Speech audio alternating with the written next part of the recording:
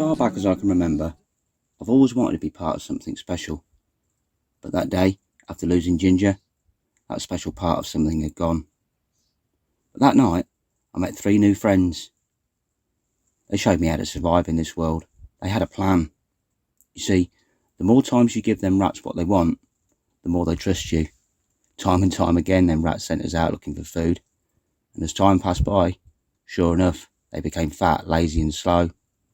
We met allies along the way. It wasn't easy at first meeting them chickens. We all knew that they could gobble us up in one go. But lucky for us, Dave the Dormouse was first to meet Chester the Rooster.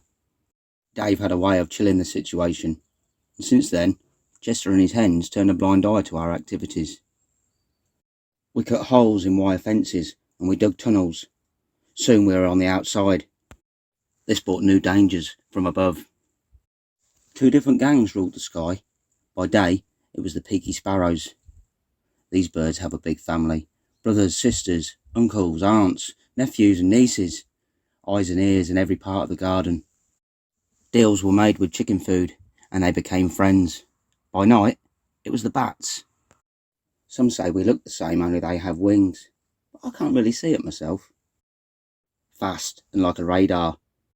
They gave us night vision from above, and quick warnings of danger coming our way. It turned out that all the bats wanted was their own part of the cottage roof, so they could sleep peacefully during the day, without all them nesty peaky chicks crying out for food. So a meeting was set up between the bats and the peaky sparrows.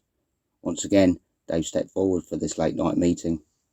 After sleeping all day, he finally told us it all went down smoothly and peacefully, and everybody was working together. The final detailed plans were made on how to get all the other mice to safety. And just maybe, I'd find Ginger. There was no point in waiting around. The great escape was planned for that very next day.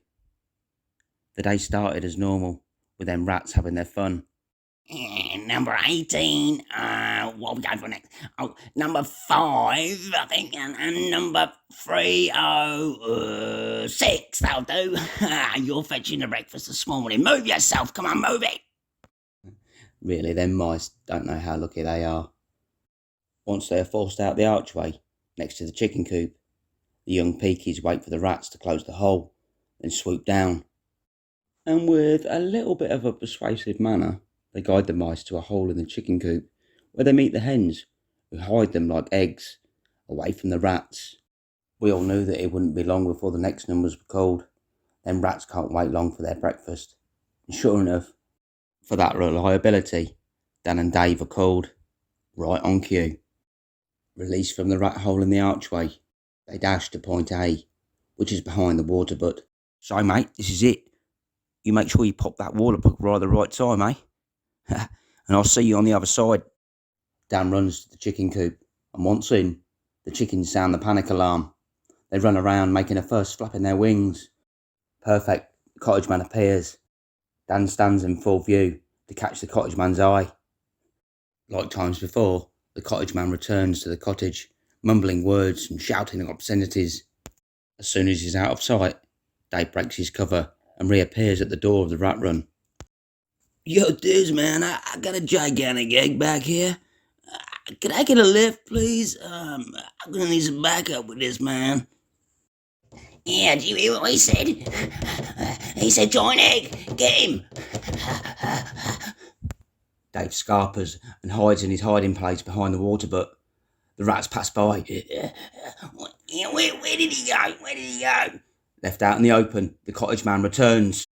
The guard rats turn on their tail and retreat down rat holes to their den. With the lapse in the rat security, it was time for me and Will the Woodmouse to lead everybody to their freedom. Will the Woodmouse speaks out. Okay, just silence in the barracks just for 1 second. Things are a little bit time sensitive. There's been a breach in the rat security, and if you want to live, follow me. Harvey, bring up the rear. Will salutes me as he leads the mice to safety. I salute back. I was meant to be last man out, but I had other things on my mind. I still hadn't found Ginger. A dark shadow loomed at the top of the staircase. I had to find answers. This was my part. I grabbed a weapon and headed to the top of the stairwell. I've always fantasised about them. What moves that you could pull off in a fight? As I took the last step up into the glass tile room, the boss rat stood there waiting. Now you must want to be a thorn in my side. You think you can take me down, a little skinny mouse? I didn't even think. I just flipped into a fantasy move. The spike was meant to go into his head, but I missed and it went straight into his foot. Little mouse, I am gonna grab you. I am gonna slam you, and I am gonna stomp your head in. I thought, this is it. This is the end. But then...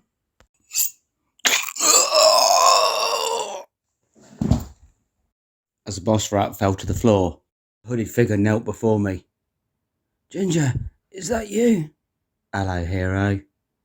As my eyes began to close, I knew the war was over for me now, and I had to put my trust in Ginger.